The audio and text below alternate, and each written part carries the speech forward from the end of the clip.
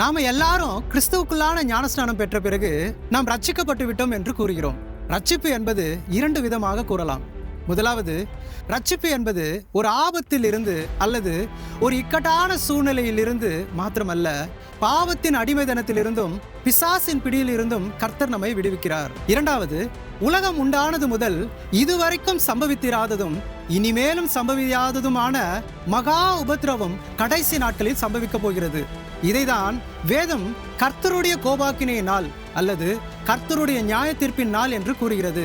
செப்பனியா 1:15 சொல்லுகிறபடி, அந்த நாள் உக்கிரத்தின் நாள், அது இக்கட்டும் இடுக்குமுமான நாள், அது அழிவும் பாழ்கடிப்புமான நாள், அது இருளும் அந்தகாரமுமான நாள், அது மப்பும் மந்தாரமுமான நாள். இதைதான் பவுல் ரோமர் 5:10 1 தெசலோனிக்கேயர் 1:10 1 தெசலோனிக்கேயர் 5:9 சொல்லி இருக்கிறார்.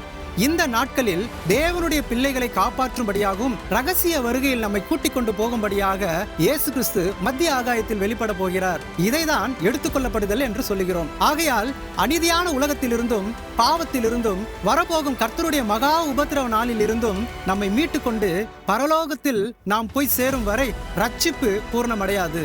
அதுவரை பரலோகமா அல்லது நரகமா என்பது நாம் வாழ்கிற வாழ்க்கை தான் தீர்மானிக்கும். ஆகவே நம்மை பரிசுத்தமாய் காத்துக்கொண்டு தேவ சித்தத்தை அறிந்து அதை செய்யும் போதுதான் நாம் பரலோகம் செல்ல முடியும். நம்முடைய ரட்சிப்பும் பூரணமடையும். ஆமென்.